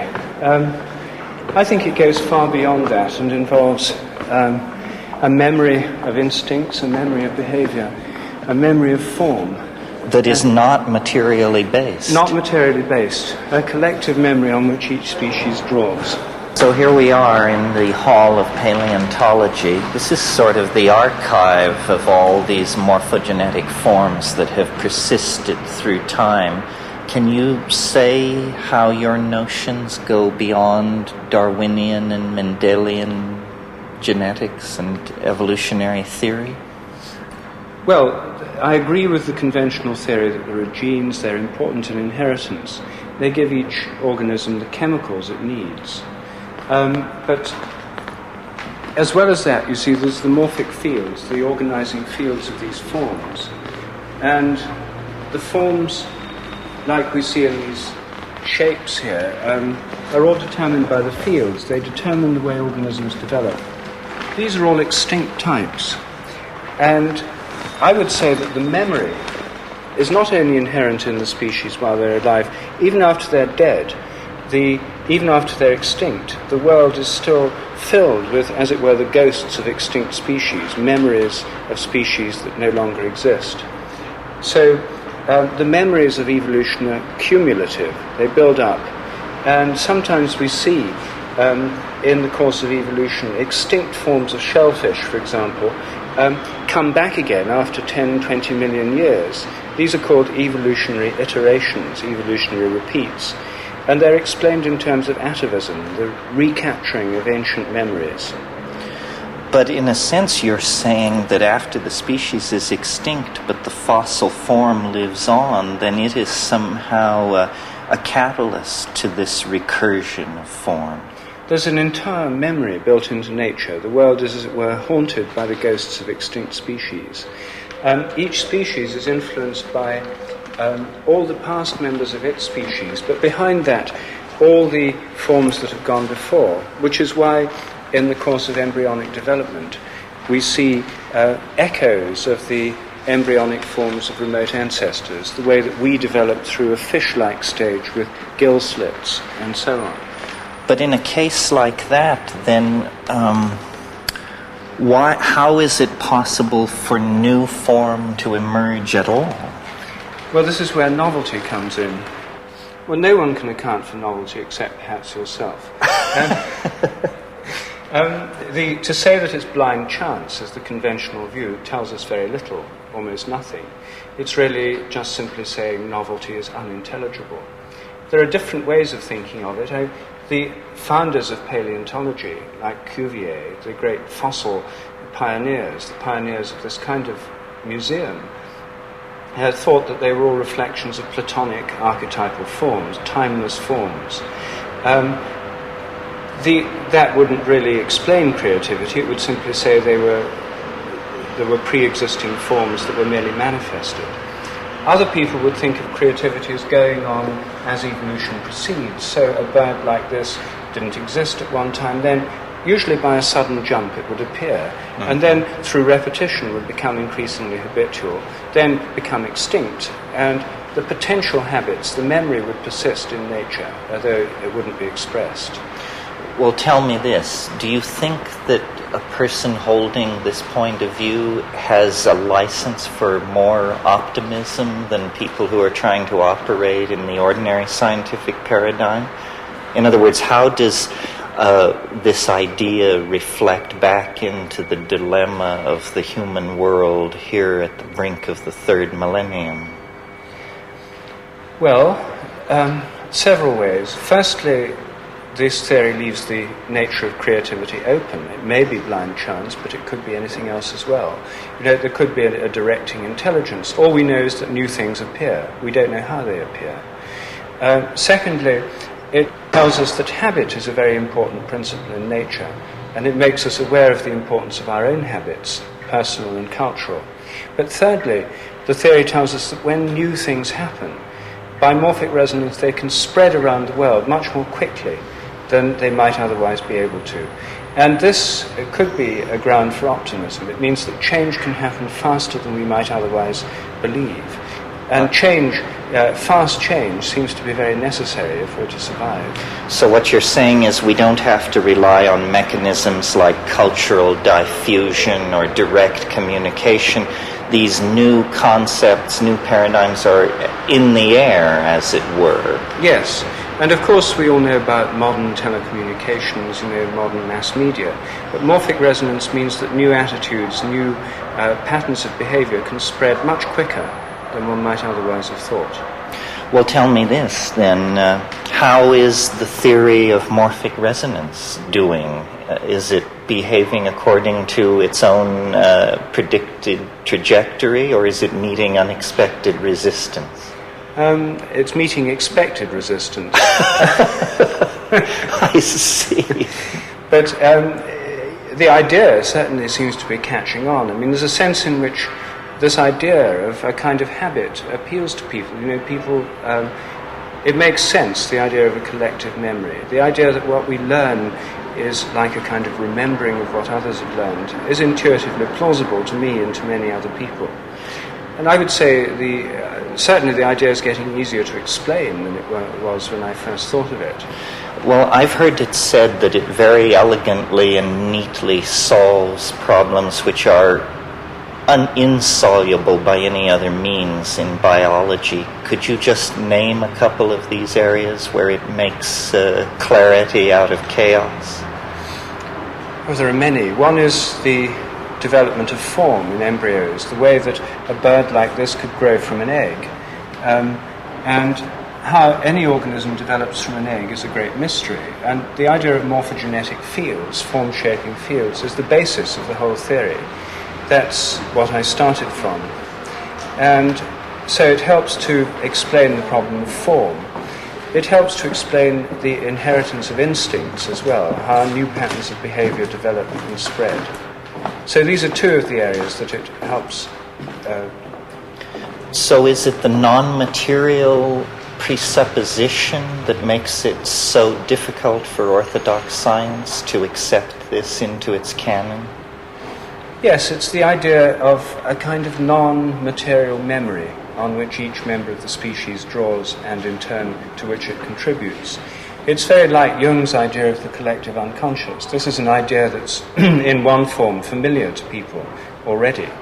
But because modern science is steeped in a kind of materialistic way of thinking, the idea that everything has to involve material and material transfer is very important for a lot of scientists. Of course, in the light of modern physics, it's a very old-fashioned idea. To get a television program from the transmitting station to the receiving set doesn't involve couriers carrying cans of videotape. It goes through as vibrations through a field. And I think that radio and television have broken us out in our everyday thinking from the 19th century materialistic paradigm, because fields and vibratory connections through fields are now the stuff of everyday life. And the idea that all forms of information transfer have to involve material is no longer tenable. But many people's scientific thinking, including that of many scientists, is still locked into a kind of 19th century materialism. Well, probably because the theory of genetics has been so successful, and it is a theory of material particles. It sounds as though biology has been dragging its feet somewhat behind physics in terms of its acceptance of field theory. Well, modern neo-Darwinian theory is based on the discoveries of geneticists in the 1910s and following Mendel in the 1850s and 60s. And it's based on old-style atomistic particulate theory. The whole basic way of thinking was formed long before quantum theory came into being. It takes almost no account of modern developments in physics. It takes almost no account of modern cosmology, the idea that the laws of nature could evolve along with the cosmos.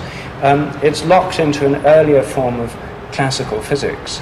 And I think that what I'm suggesting is much more in accordance with the modern spirit of physics, whereas most of biology is still an attempt to reduce the phenomena of life to high school physics, which is essentially classical physics of the 19th century type.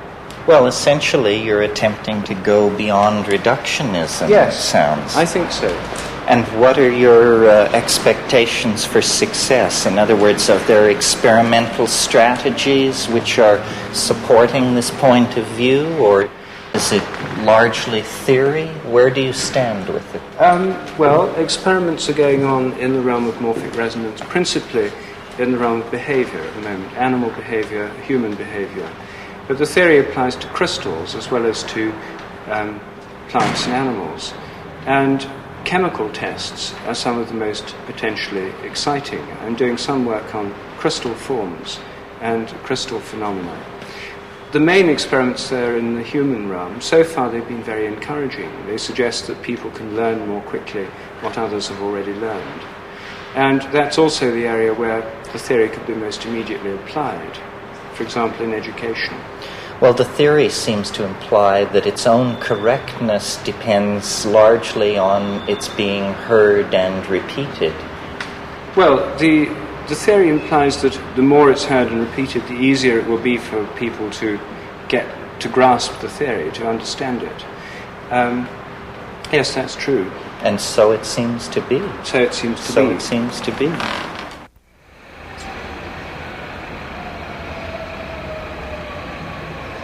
We're in Prague's Museum of Natural History, talking with Jill Peirce of London, England. Jill is an expert in Mongolian overtonal chanting. So, Jill, tell me something about your work with sound. Well, I'm trying to, I like to think that to re-enchant means to make magical through chanting. And what has happened to our society is we've become disenchanted, which literally means that we've stopped chanting. And this has been a gradual process in what we call the developed Western society. The more developed our society, the less we chant and sing. And chanting is a very powerful way of healing and a way of tuning ourselves, with our environment, with our family, with the sacred place, with the sacred time, keeping us in tune with all our environment and with God. And we stopped doing that. We started to stop doing that when we stopped believing in God. When we started measuring things in the 17th century, and we found that it felt better, and we felt we had more control by measuring than we did by chanting and by praising God, by petitioning God, and by participating with God, which are the three ways that we've always made a reciprocal relationship with he or she who seemed to be in control of our life and destiny. And when we stopped doing that, because we felt that counting gave us a greater sense of control of our environment and meant that we ourselves had a greater chance of survival. But why this particular Central Asian shamanic approach to it? Well, what's happened now is that what we found is that science, since the 17th century, the development of science and the direction of science has, quite far from giving us the control that we thought it was, it's led us in an unprecedented way to be, and only through science, to be less in control of our environment than ever anybody has ever been. We have never been in such a dangerous situation. We have never been so vulnerable, and this is entirely because of science. And so all the control that we thought we were gaining has actually turned out to be quite the reverse. And so we are completely out of control. And so we again have to find out, how do we do it? If science has failed, what other ways may succeed? What other ways can we again create a reciprocal relationship with this great and powerful force? And so we have to look at the old traditions, and do we go back to being good Christians, good Hindus, good Muslims, or good Jews, or do we try and, if we're a Hindu, become a Muslim, if we're a Buddhist, become a Christian, if we're a Christian, or do we try and reinvent it all? Or the problem really is, what song do we sing? And so what I've tried to do is to find a way of chanting which is deeply cultural. It comes from Central Asia, and in particular Mongolia. But what I think is so extraordinary about this way of chanting is that it deals with sound, with the harmonics of sound, which is a way not of culturally dividing the octave, which is what all other forms of music have as their central core, which is that if you divide the octave, this is a cultural affair. How you do it differs whether you're Indian or whether you're Western. But what this is based on the harmonic series, which is simply a way of making our own geometry audible. It's a way of allowing us to hear in a sonorous way our own structure. And this is a profound recognition. It's a profound remembering, because we are hearing what we are. So it's a kind of organic music, or organic sound. Absolutely. It's the most organic sound, because we're making audible our biology. Well, I brought you here to this wonderful Baroque room because I was hoping that perhaps you would honor us with an example of this, since I'm sure it's easier to hear than to describe. Yes. Do you think you're up for that? Yes. Okay, my dear. Please have a go at it.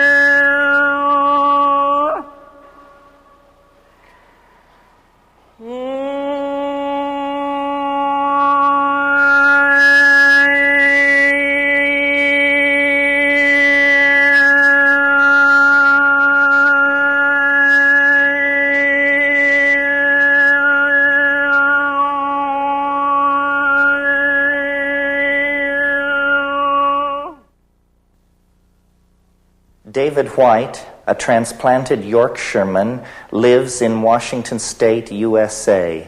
He is a published poet and a performer of his own poetry and the poetry of others. His work reflects a special sensitivity to the ecological crisis and the problem of a burgeoning planetary population.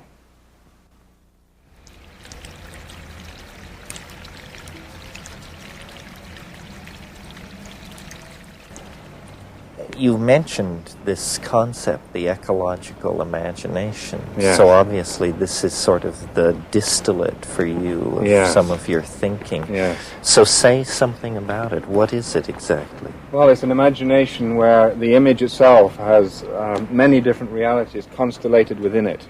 It isn't an image that you're trying to impose on the world. It's an image that's received after you've remained quiet and you're willing to pay attention to the miracle of creation as it is. Now, that miracle may take the form of despair and alienation, as it has over the last 60 years, but you pay attention to it. You know, we live in a monocultural society where you plant wheat in one field and you spray down on either side so you get one crop. And the soil, which comes from the same root as the word soul, suffers as a result. You know, in the eastern Palouse of Washington State, they've lost 25 to 50 feet of topsoil, you know, through intensive mining, almost mining agriculture. You know, here we are in the Botanic Gardens in Prague, where plants have been brought from all over the world. In some ways, it's a wish by humanity to recreate the beauty and imagination of the rainforest, or of an ecology that where things fit together exquisitely. Mm-hmm. And we have this inside us. We have this patterning, this understanding that the world fits together absolutely exquisitely, and we have a possibility of fitting together too. So the poet remains silent, looks out at the world, receives all the images that comes in, and tries to say the one word that represents the whole ecology of everything that is received, and hopefully will give birth to that world in the word, in the line. This suggests somehow that the word is made flesh. Or in your metaphor, the flesh is made word. Yes. Yes, or the word is made ecology. The word is made ecology. Well, so this is an aesthetic of nature, almost Emersonian in its scope. This is a far cry from futurism or the glorification of the technological that a lot of 20th century poetics has been about. Yes. Do you see yourself as a part of a conservative impulse in poetry or a reforming impulse? How does that work? No, I don't see it as being conservative. It may be looked at that way from the areas of art which, say, Andy Warhol inhabited, where the whole emphasis was on the latest wave that was breaking on the shore. Fashion. Yes, fashion, and the whole sea that was behind each wave as it came upon the shore was ignored. And so I think what there is now is a resting back, a swimming out, a diving down into that sea to re-establish our eldership. I think much of what's happening in the 20th century is a re-establishment of eldership. I mean, here we are in Prague. Prague has been asleep, almost like Rip Van Winkle for the last 40 years. Anyway, 40 years, possibly longer. And it's awaking again. It's awaking, and there's so much awaking in the world today. And I think poetry has always been the art where you remind people of what life is about and what is essential to it, and what's, as Pericles said, what is sweet and what is terrible about life, that you have to know both those things. And the poet ignores neither. So hopefully it's not the kind of conservatism where you're trying to go back to some Edenic, Rousseauistic past where everyone can gather under one oak tree and discuss the problems of the village. That's never going to happen. But the poet he does not hide, or she does not hide the beauty of life, and does not hide the alienation. You know, this century we've had tremendous emphasis on looking into the cracked mirror of alienation and saying, look at where we are. I mean, Eliot's The Wasteland was all about that. But there's another side to it too. You can only do that for so long, otherwise you have no more impetus to go on. That there has to be, let's go up here. Yeah. There has to be some kind of healing. There can only be so much of this existential angst and Well, Well, you see, Sartre, he came up to a tree, you said, and he put his finger on the tree, and he said, life is absurd because I cannot understand that tree. I cannot get my soul into that tree. Well, the Zen patriarchs have been talking about this for 1,500 years. And you weren't supposed to get your consciousness into the tree. You were supposed to pay such tremendous attention to the tree that it came to find you. yes, Sartre said nature is mute, which is to me one of the most amazing statements any 20th century philosopher has made in terms of defining alienation. I think that would have to be it. Well, I don't think the French have been very successful with their philosophers over the last 350 years. They're welded to materialism. Well, so at this conference, there's been a lot of talk about hope. Where do the poets come down? Are you singing a funeral dirge for a world passing away, or is this the bright birth of the new young prince? Well, hopefully, hopefully neither in some ways, because you simply have to speak life as it is. So at this time we're speaking tremendous change. We're speaking the stakes are very high. You can fail in life. An individual human being can fail in life. A species can fail in life. I mean, in some ways we always live out our destiny, no matter what we do. It just depends what level you want to live out that destiny. Do you want to live out your destiny on the level of frustration? Because you can do that. Or do you want to step further and deeper into it? So poetry always says the stakes are very high.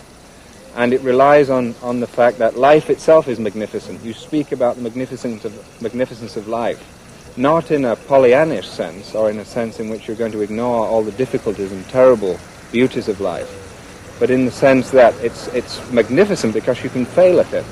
And we as a species can fail. So the hope of the poet is that you can speak to the magnificence of life such that people will be reminded that life is magnificent and you can fail at it, and the stakes are very, very high, the stakes of your life. So that's almost a bardic manifesto. Well, do you feel moved to speak some poetry? We'll move from talking about poetry to speaking poetry? Yes, well, we spoke about the tree earlier and having the world come and find you, and I'm reminded of a very simple poem, but this is a very powerful poem for me. It's a teaching story, actually, out of the Northwest Indian tradition, where the story is there to tell a young boy or girl what to do when they're lost in the forest, or to answer the question.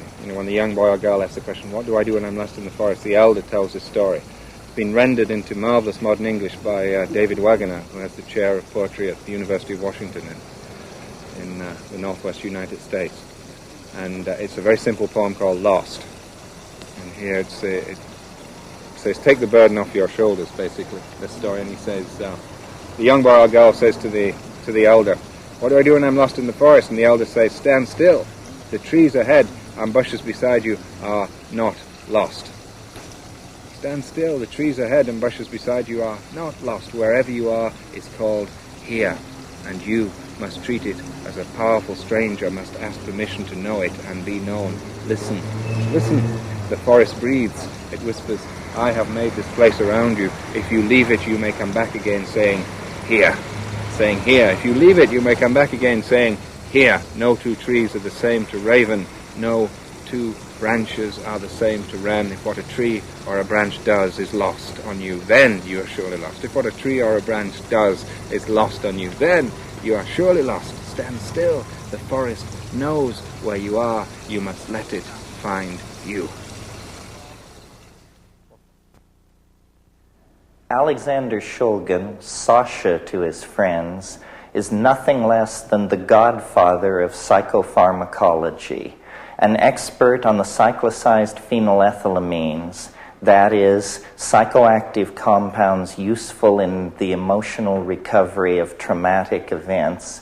Shulgin has given his life to the study of the pharmacology of the psychedelic experience. In Prague, he told me, greater frontiers lie ahead. The next lost continent to be explored by Alexander Shulgin, the psychoactive tryptamines.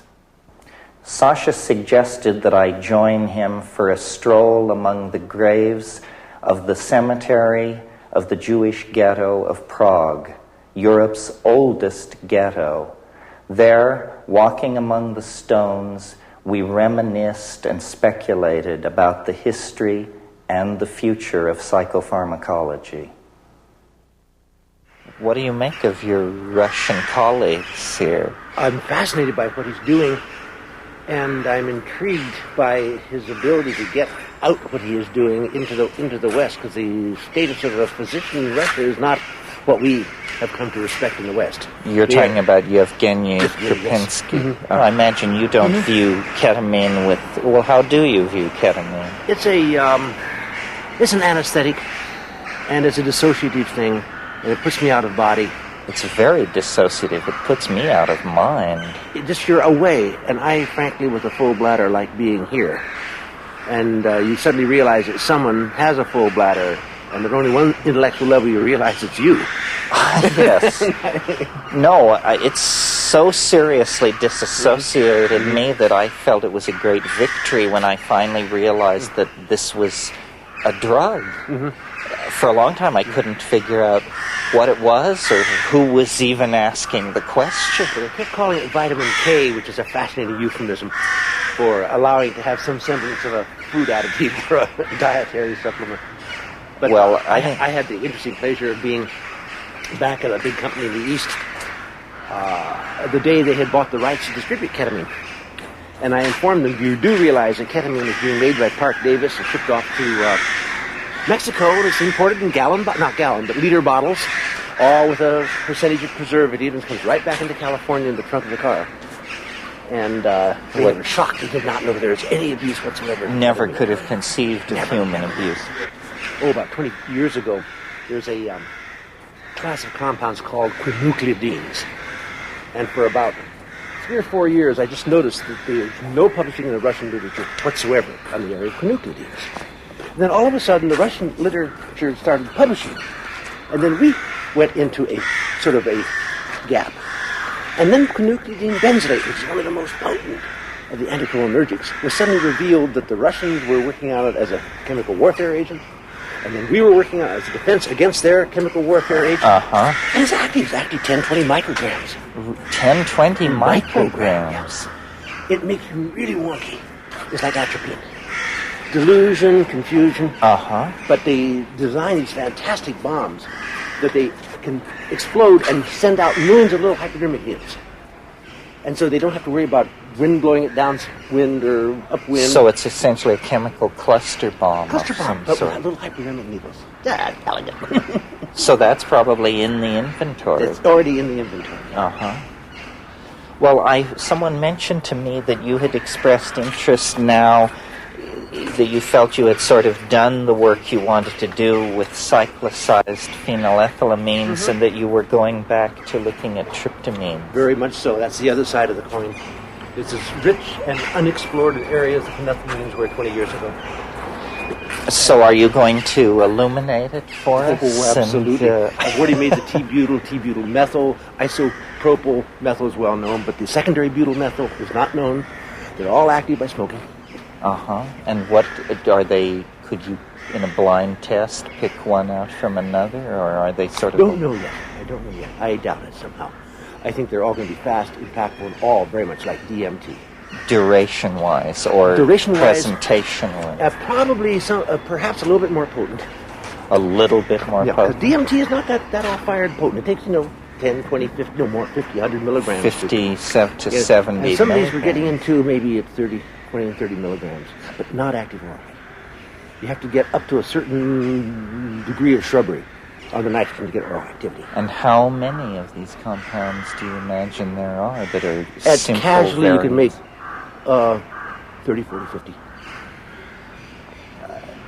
Why do you suppose it is that this fast-acting, easily manufactured, spectacular hallucinogen is so rarely met in the underground? I don't know. I've heard that it's there in some quantity. I heard about a seizure in Boston, I believe it was of ayahuasca, And they seized it on the basis that it contained DMT. Right, that was the Santo Daime people from Brazil. But, we live in a society where people jump out of airplanes and hang by bungee cords over bridges. And DMT, which is always described as an easy synthesis, It is extremely easy. is just not there.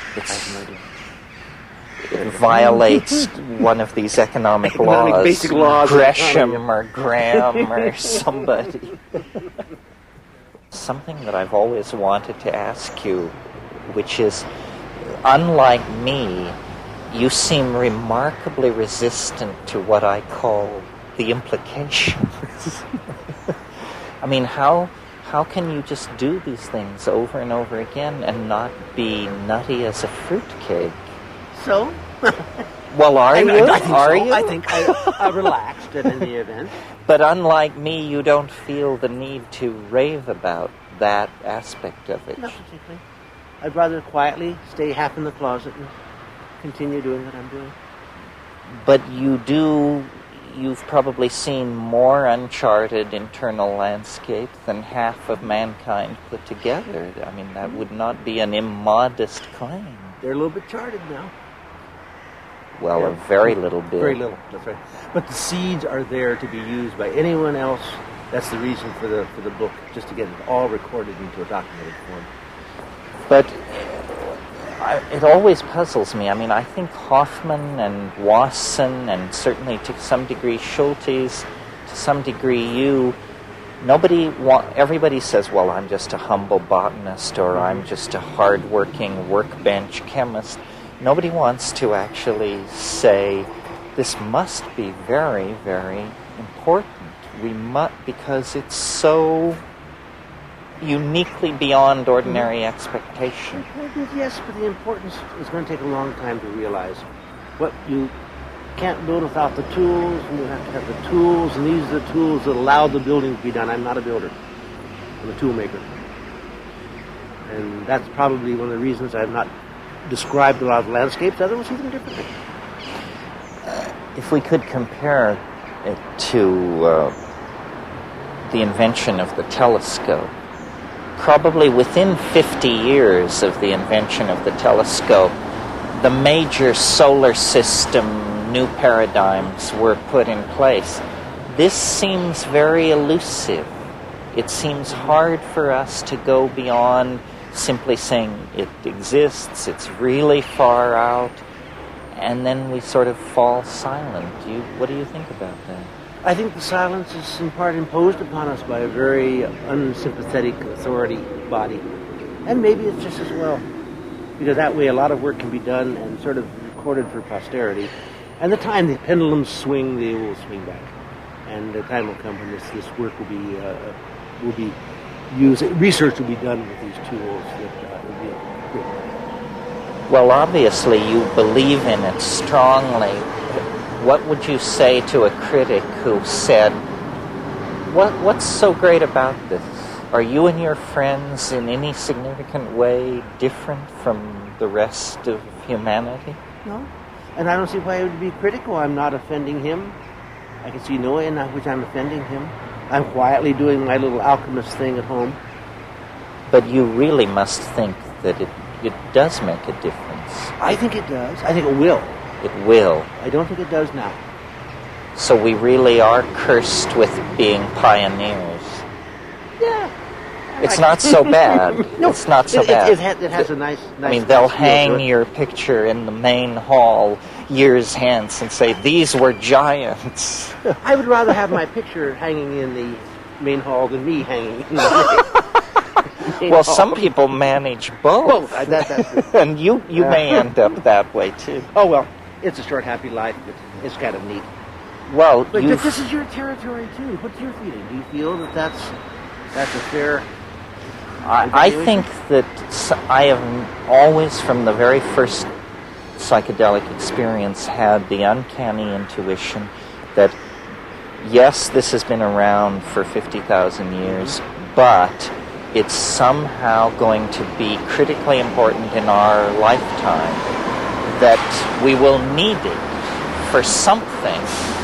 maybe just to think our way out of the mess that we're getting into. But if it's needed, we have it. Yes. That's the beauty. The tool is there for the time when the need is obvious. And this may be our lifetime. So essentially what you're doing is you're placing tools on the shelf. Screwdrivers for screws that haven't been invented yet. Exactly that.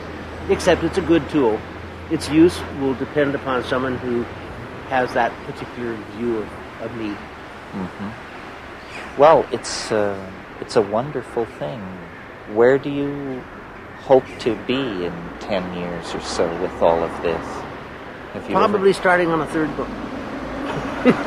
Do you think, I know you're working on a book about legalization and... Not actually. I'm working with a group who is more or less funded to make arguments that would be raised, to address arguments to be raised in the legalization process. What would be the answer of how drugs would be legalized? How would they be made available? Should it be an open supermarket? It should be under some sort of governmental control. And it's a research, more than that, a policy group studies setting up for that. I think it's futile in the present state. In terms of practical impact. I don't think anyone's going to seriously entertain legalization. So it may be a fueled process, but it's a fun process. Because in the process you begin evaluating your own relationship to drug law, drug regulation, drug control. If you were in charge of it, how do you see it happening? I mean, are there drugs you would keep legal, or do you think it should be... What I would do if I were running, I would keep certain laws that would protect people of innocence. I would have absolutely no drug with children who are of too young an age. God knows what that age may be. 16, 18, 21. Maybe the alcohol model. Right. Absolutely unallowed giving drugs to anyone without their consent. Informed consent, knowledge, education. I would make absolutely available at all levels without propaganda, restriction, information that is factual about drugs. Then I'd open the drugstore. And you people, would they overuse? Maybe. But I think that would very quickly dampen itself out to maybe about what we have now. But you have removed the criminality, removed the violence, removed the entire social disruptiveness that these drug laws have caused. Would you encourage the government to see these drugs as a vehicle for gaining tax revenue, or do you think the government should stay off that? Probably some tax revenue would be valid, as with other drugs of abuse, other things of abuse. Similarly to alcohol and tobacco. It's a good model, and perhaps it's a valid one.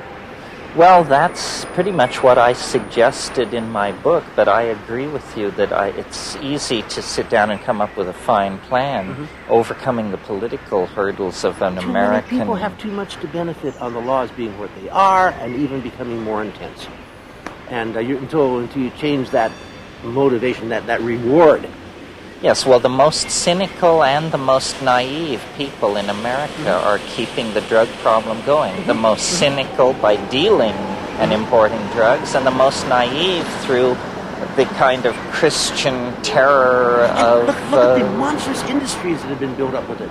The drug urine screening, shameful. Right. But they're multi-billion-dollar things. This kit, that GCMS, this instrumentation, these people who make little wax urine bottles. It's becoming... There's no justification for urine screening at any time of anyone, under any circumstance, on a random basis. Well, and the notion that in a democratic society people would get into that kind of thing is incredible, I think. It's completely contrary to the principles of that society. The assumption of innocence. We blew it because it's not in the Constitution. Right. It should have been in it, but it wasn't. Right. But taking a urine sample on a random basis is an assumption of guilt. Well, but what is in the Bill of Rights is life, liberty, and the pursuit of happiness. Declaration of Independence. But that could be used as a sufficient basis it's a part of self-image, and we should maintain it as such. Yeah, well, the first thing that goes when society hits the wall is democracy.